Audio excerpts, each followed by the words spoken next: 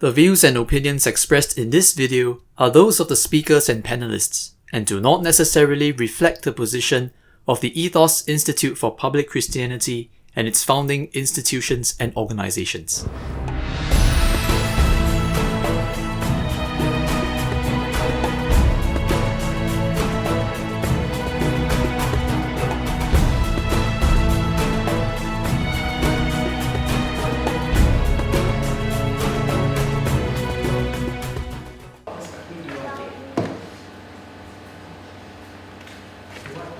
I know, like Hindu-based network is something that you can use. Just clear, get something in clear. I think should be okay. I mean, like, Derek and Alan are doing a Scouts Federation with, the only problem is if I use Hindu network, I cannot speak Hindi. Wait, yeah, one copy. Sorry, just one. Which one will I? the other one, the temple. Lakshman, Can you clear? probably with me. You know, like, in this case, how All these organizations are never be useful. Yeah. I don't know if can't hear to clear. There. I also because I don't use it for the history. Okay. Hello, March. Use reader. So normally for the printed one, we bracket don't interface. put the entire to articulate what God has been doing and is doing in the world. And along the way, I hope to suggest some lines of implication for God's mission and our mission in a world that's coming out of this unprecedented pandemic. In short, this is a modest attempt at biblical theology. Now, of course, there are different possible biblical theologies. You can have a biblical theology centered on God's glory. Scholar Schreiner has done something like that, or on the kingdom of God. God's glory, called Kingdom of God. Or you could have a biblical theology on the mission of God. So scholar Chris Wright has done something on that. Now you might think that a biblical theology on the mission of God is the most obvious way to proceed. But no, I seldom take the most obvious route. And instead, I like to approach our overall topic in a kind of sideways or oblique fashion. More specifically, I want to propose a biblical theology based on or centered around the presence of God. And I think that is one helpful way that we can proceed in thinking through this topic. Because I think looking at it from this idea of God's presence has certain lines of implication that might be picked up, especially when we talk about pandemic and post-pandemic missions. So this is how we'll proceed. Firstly, I'll have an introduction to what I'm actually talking about, a biblical theology of God's presence. What does that actually mean? Secondly, I'll do an overview of the story of the scriptures based on, imagine if this is a story of God, but centering on God's presence, right? And then thirdly, implications from the end of the story of this biblical theology of God's presence. So here we are, biblical theology of God's presence, the first part of my presentation.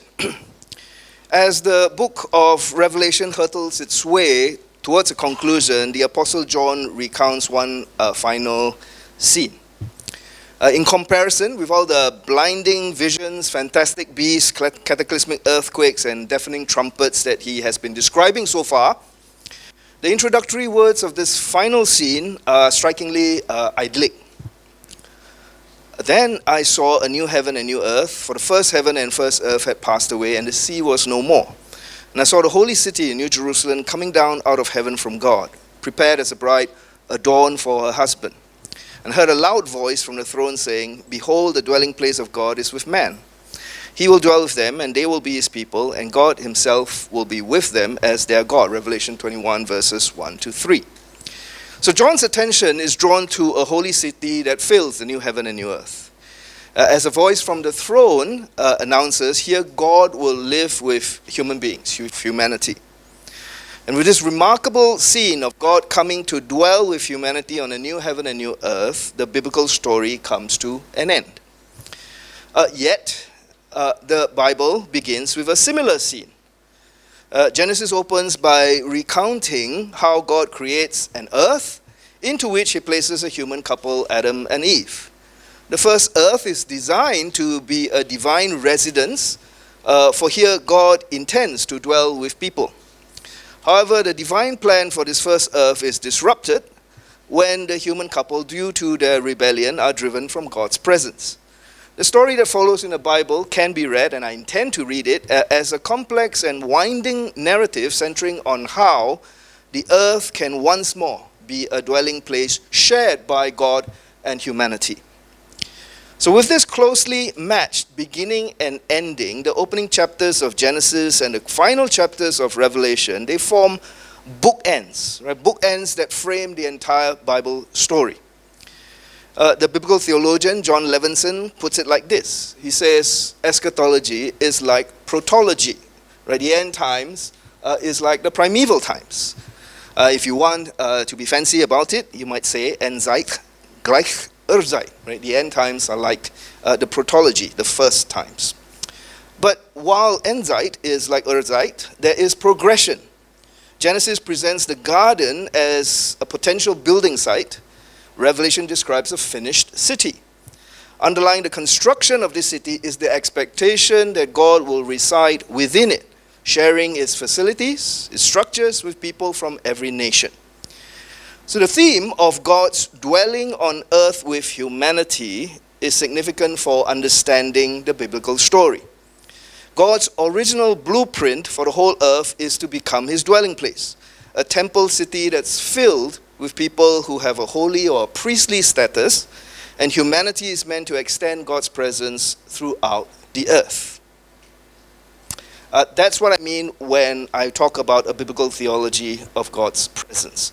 Now, let's move on to the second of sections, the overview of the story of the Bible based on this idea. Let's center it around God's presence. So, like I said, the opening chapters of Genesis assume that the earth will be God's dwelling place with humanity. Humanity is given royal, priestly roles to work and to keep, or you can translate it as to minister and to guard the garden. This expectation, however, is shattered when Adam and Eve disobey God and are expelled from his presence. While people continue to live on earth, God's presence is now more associated with heaven. And from there, God occasionally descends to meet with selected individuals. But these encounters appear to be always brief and sometimes unexpected. When God does reveal himself, it is always for a particular purpose. And this pattern is found repeated throughout Genesis and into the first half of Exodus. In the second half of Exodus, there's a major development linked to God's rescue of the enslaved Israelites in Egypt. At Mount Sinai, God enters into a special covenant relationship with his people. And this leads to a construction of a lavishly decorated tent, the tabernacle. And that becomes God's dwelling place in the midst of the Israelite camp. Now, I'm very well aware that I am speaking to the choir literally, as it were. You're familiar with the contours of this story, but I'm telling you the story in kind of a way that centers on God's presence. So bear with me. Now, this particular tabernacle, it is an advance because God now pitches his tent, as it were, and goes long-term camping with one nation. The decorations associated with this tent are full of throwbacks to the original garden, trees and plants and fruit and skies and seas. And the throwbacks include what the Aaronic and the Levitical priests are supposed to do in the tabernacle, in this mini garden, as it were. They are to work and to keep it, or to minister and to guard. Now, when the Israelites settle in the land of Canaan, the tabernacle is set up in Shiloh, in the tribal region of Ephraim. It remains there for many years. And eventually, according to the books of Samuel, the Shiloh tent is replaced by a new house constructed in Jerusalem during the reign of Solomon. This house of God, the temple, is dedicated by Solomon in his 11th year. And this ornately decorated structure then becomes God's permanent residence. All the garden imagery of the tent seems to have been imported into the temple. And due to this temple, the entire walled city of Jerusalem is also considered God's dwelling place. And you see that terminology throughout the prophets and the psalmists. For almost 400 years, God lives in a unique way among the citizens of Jerusalem. A major turnaround occurs in 586 BC. because of the persistent disobedience of God's people, because of the willful refusal of God's people to love God and with all their facilities and faculties, their refusal to love their neighbors as themselves. In other words, because of their idolatry and their injustice, God's judgment has to fall on his people, just as it fell on their first parents. The Babylonians burned the temple to the ground, destroyed the walls of Jerusalem, and the bulk of the ruling classes of Judah are expelled out of the land, just as their first parents were expelled out of the garden. And we call this the exile to Babylon, of course.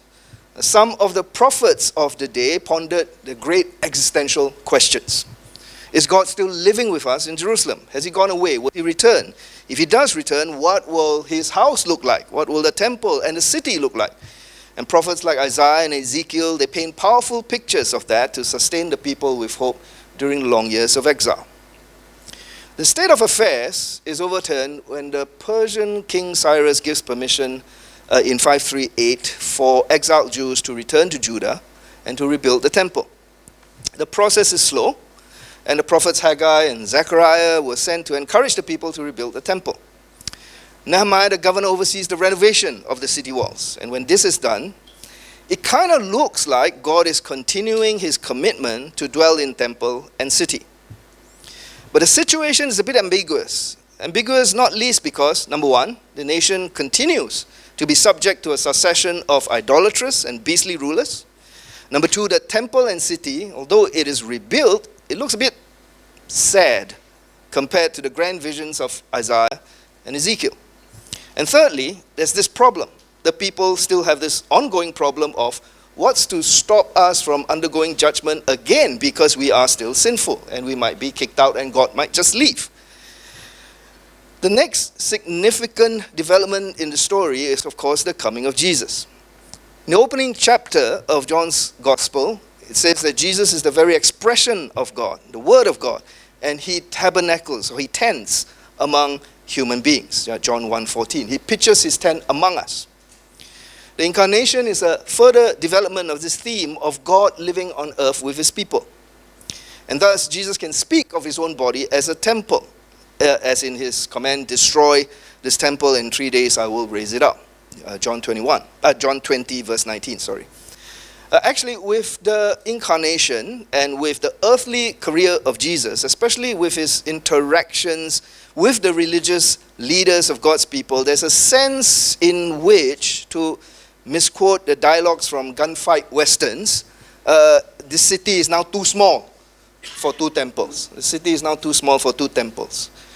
Jesus, not the physical structure in Jerusalem, Jesus is now God's full expression of God's presence, God's dwelling amongst humanity. And not only that, Jesus is also God's given way of the full solution of the problem of sin. Sin which results in human being expelled from God's presence. So the death, resurrection, and ascension of Jesus also opens up a new way that God will dwell among human beings, in human beings. God's dwelling is no longer, to use a modern term, geo-locked, fixed on a particular geography or ethnicity. Jesus hints at this in his conversation with the woman at the well in Samaria. When their discussion hovers around, where is God supposed to be worshipped? And Jesus says to her, "Woman, believe me, the hour is coming when neither on this mountain nor in Jerusalem will you worship the Father." And of course, he's referring to the coming of the Holy Spirit on the day of Pentecost.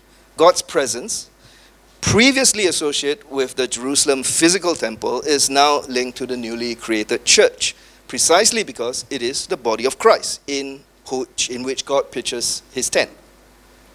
The church, which quickly comes to include not just Judeans, but Samaritans and Gentiles as well, and that becomes the new temple of God. Wherever followers of Jesus meet, God is present with them by his Spirit. Consequently, as the church expands through the earth, God's dwelling place is also extended. And coinciding with this new development, as Jesus predicted, the Jerusalem temple is destroyed by the Romans in AD 70. So commemorated by the winning party, as it were, in various statuary, this one in the Arch of Titus in Rome. And you can just make out, I think, the Romans plundering artifacts and furniture from the Jerusalem temple. You can just about make out the menorah there. There is a slight difference between Old Testament dwelling and New Testament dwelling of God. Whereas in the Old Testament, God dwells among his people, it looks like in the New Testament there's an intensification of that. God dwells within or in his people. So as the ever-expanding church replaces the Jerusalem temple as the locus of God's residence on earth, the Bible story then ends with what we began with, a description of God inhabiting the whole earth with his people. All that is evil will finally be removed from the present earth. And at that stage, when God makes all things new, his presence and his glory will fill a rejuvenated earth. And this is what John sees in the vision that's recorded for us in Revelation 21. So this brief overview provides a basic framework for understanding God's purpose, God's mission, throughout the lens of God's presence, dwelling place. God's original blueprint, as I've said, is for the whole earth to become his dwelling place. A temple city filled with people who have this priestly status. And humanity is meant to extend God's presence throughout the earth. Tragically, of course, the actions of Adam and Eve, and also those of the people of God throughout history, endanger the fulfillment of this project.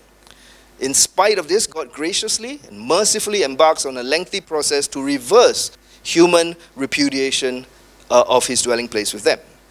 So through the cross and the resurrection of Jesus, the full expression of the dwelling or the presence of God, God will bring to completion this initial blueprint. Now, with this view of God's purpose or God's mission, I want to dwell with you. A mission that stretches from sacred garden to holy city. Let's now turn to the final chapters of Revelation to see if we can tease out some implications. So here's the third section, implications from the end of the story, if we read it as a story of God's presence filling the earth. So I've already mentioned and read out these verses. Verse 1, I saw a new heaven and new earth. Verse 5, behold, I'm making all things new. So new, all things new. There's a new heaven, a new earth, a new Jerusalem, and not least a new people. A people for whom there's no more death, no more tears, no more pain. Not just escape from death, or not just live on after death, but no more death, because death is defeated. Now, of course, we would expect a picture of the end of the story to be heaven, right? And perhaps some of us might think that heaven is that blissful, perfect world to which the souls of Christians will go one day. And earth is this, kind of rundown, shabby, second-rate, temporary dwelling place from which we shall be glad to depart for good. But what if earth is also part of God's glorious creation? What if God made the earth, the materials, the stuff, the physical stuff, and called it good? What if God's original blueprint, as I've sketched out earlier, is for the whole earth to become a temple city in which he will dwell with his people? What if both earth and heaven are renewed? Because that's precisely the picture given to us by John, a new heaven and a new earth. Now, have you ever wondered why heaven needs renewal? Right, we all know what earth's problem is. It's broken. It's been affected by our sin. Of course, it needs renewal. What is heaven's problem that it needs to be renewed? Well, I will suggest a reason. I think it's because heaven, the first heaven at least, is far off. Because of human sin, heaven has necessarily become distant from earth. Little bits of heaven, God's dwelling place, was found on earth. The tabernacle, the temple, especially the Holy of Holies. But by and large, these were quarantined places, socially distanced from the contamination of sin. God commits to live among his people, but with social distancing. But one day, one glorious day, when that renewal is done, we are left not with a new heaven only, not with a new earth only, but a new heaven and a new earth. And they are joined together completely and forever. Because God is going to dwell with his people forever, as verse 3 of Revelation 21 says. Now, I'm going to say a little bit more about the presence of God with his people. But for now, let's just note this, right? The closing scene of the Bible is not a vision of souls going up to heaven. The closing scene is of the New Jerusalem, the city of God's dwelling coming down from heaven to earth. And God's mission has never been for humanity to leave earth and go up to heaven. The final goal of God's mission is the New Jerusalem coming down from heaven to earth. We live our new lives in resurrected bodies, in the presence of God, in a new heaven and new earth, which has been joined now forever. What we have is the complete transformation of heaven and earth. Now, how God does this is to abolish from both heaven and earth everything that has to do with the horrible, disgusting, and tragic events of human sin. Former things have passed away, in other words. And that contains a lot of stuff, not least the cross and the resurrection of Jesus. Former things have passed away. Death, tears, everything that causes them. These make the present world what it is. And these are things that make heaven far off. These are the former things spoken of by the prophet Isaiah in Isaiah 65. And as Isaiah prophesied, they will have no place in the new heaven and new earth. They will pass away. So, what does this mean for the church's mission? Well, for one thing, I think the church would be, yes, rightly interested in what we would traditionally call evangelism, but also care for the whole person, for the whole environment in which people live. And many churches in Singapore, and you are in your own situation, you've probably experienced this, many churches conduct Alpha, Christianity Explored, other kinds of evangelistic outreaches, distribute flyers, goodie bags in the neighborhood. Members speak of what Jesus has done for you in your workplaces or in schools. But many churches are also involved in social support ministries. My home church joined with many others in the S3P program during the height of the pandemic risks and the restrictions. And this provides temporary housing in church for rough sleepers, homeless folks, during a particularly vulnerable time. Now, like I'm sure many other churches that face this, the question was asked. Why do this? Is this a distraction from the mission of God to the mission of the church? No, because the goal of the mission of God is a city with no more crying, no more pain, no more mental illness, no more broken relationships, no more broken families, no more injustice, no more exploitation. Churches and individual Christians are involved in this mission of God. We're also involved in creation care, because the goal of the mission of God includes a new heaven and a new earth. And we are called to relate to God's creation with care and justice. One of the things I found quite amusing and interesting, and I think pretty significant, was that many churches became aware of how our guest workers were treated during the pandemic and coming out of the pandemic. Some ministries and churches were already doing it, yes, of course. But I think the living conditions, the separation, the food, the transport, the safety and well-being of our guest workers came into mainstream Christian conversation, or at least they were given a boost when we talked about them during the pandemic. And I think this too is mission, since the goal of the mission of God comes in a city with no more tears and suffering and injustice and exploitation. So here, in other words, I think, and we could ask questions about it, and my esteemed colleagues will probably develop this further because I am just a Bible guy, right? Here, I think, somewhat unexpectedly, but organic to a biblical theology of God's presence among his people, are lines of thought that broaden our views into what today we call holistic or integral mission. I can only highlight a couple of more parts from our study at the end of the book of Revelation. So verse 9. Then one of the seven angels who had the seven bowls full of the seven last plagues said to me, saying, "Come, I will show you the bride, the wife of the Lamb." And he carried me away in the Spirit to a great high mountain and showed me the holy city Jerusalem coming down out of heaven from God. In both the Old and New Testaments, Jerusalem is known as a city, and New Jerusalem is described with the characteristics of a city. So beyond this text, we read of walls, of gates, of foundations, of streets, of materials used in construction, and people coming, moving in it, coming into it. One inference to be drawn from the image of a city, I think, is this. A city is a corporate entity, right? It's communal. And so salvation, if you want, is corporate, not just individual. Yes, it matters what individuals believe and do, but saved individuals are always meant to be brought into worshipping, healing, praying communities where they put into practice their faith in Christ. And this is what human beings are supposed to do, to be in relationships, community. As human beings, from Genesis 1 onwards, we are given the mandate of looking after the world, of bringing order to God's world, of establishing and maintaining communities.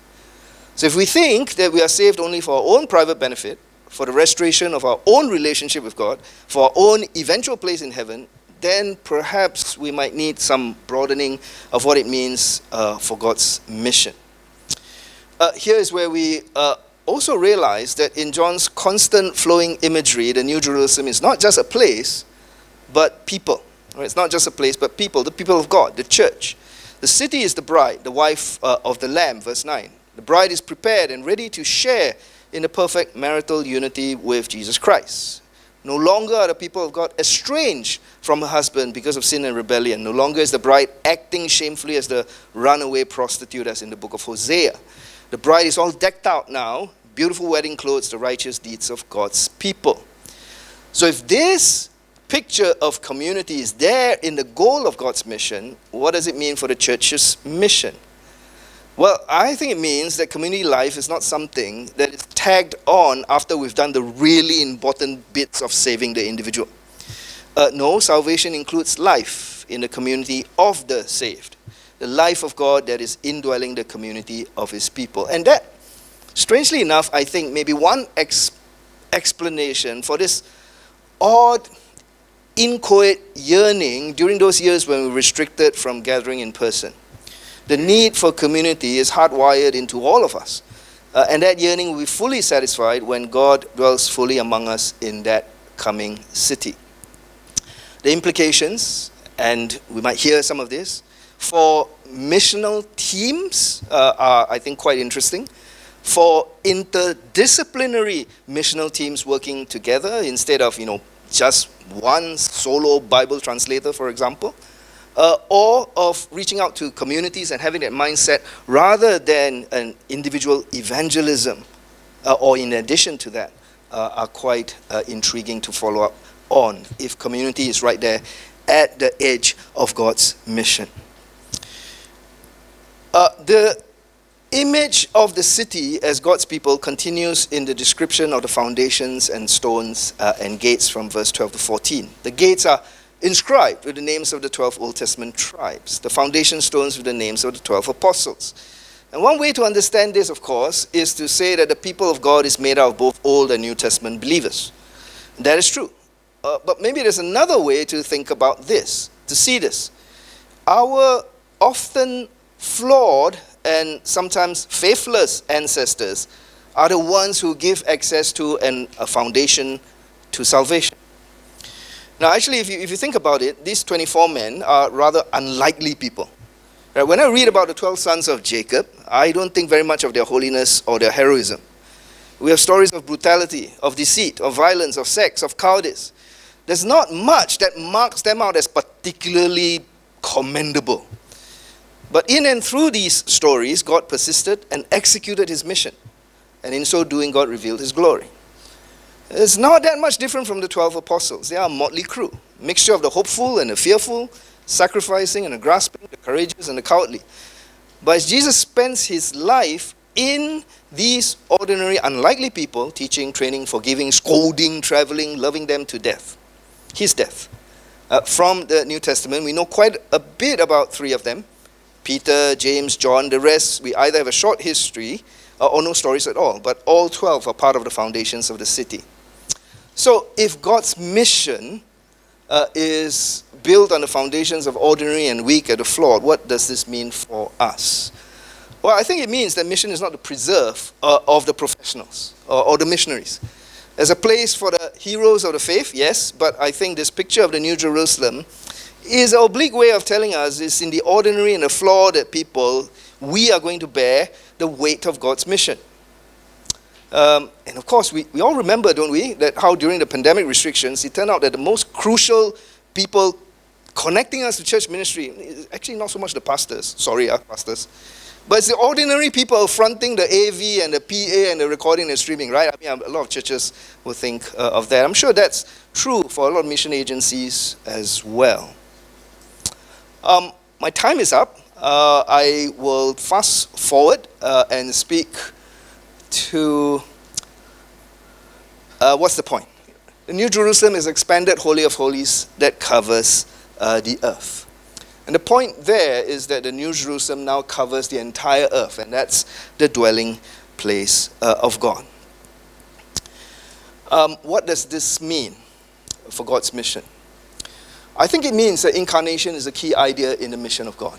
I'm trying to be pushing forward to this, that incarnation is a key idea in the mission of God. It means we cannot do mission by remote control. Missions cannot be reduced to just giving money to somewhere far away. The essence of mission is that God moved into our neighborhood, taking on the hopes and fears and dreams and insecurities of that neighborhood. So also the mission of the church. Now at this point, I just want to kind of sideways, as some of you might think, that my heavy emphasis on God's presence, dwelling among us, incarnation, enfleshment in God's mission. Now I'm going to go on a long rant against remote services, online streaming, taking Holy Communion by yourselves in front of a screen. What today we might call remote church or online church or digital mission.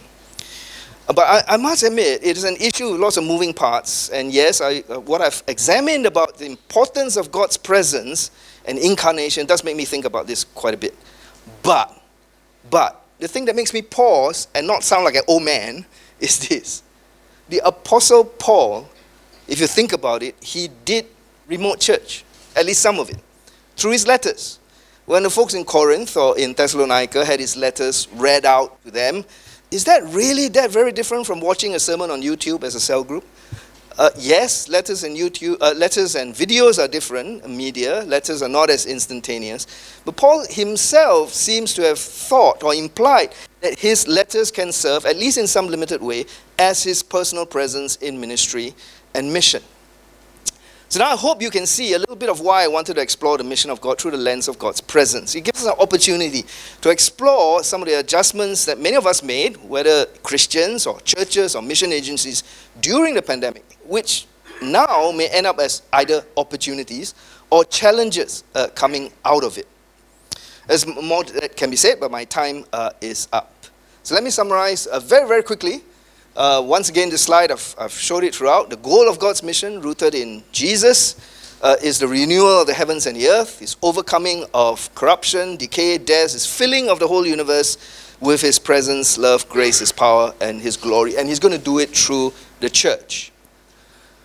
God's mission, last slide, right? God's mission is about this. About all of creation, not just humanity. About whole human beings, not just souls. About communities, not just individuals. And about what God does in and through us, not just what God does for us. And that's my nod towards the presence of God in us. I hope that is somewhat at least setting the stage for some of the things that we can talk about later on. Thank you.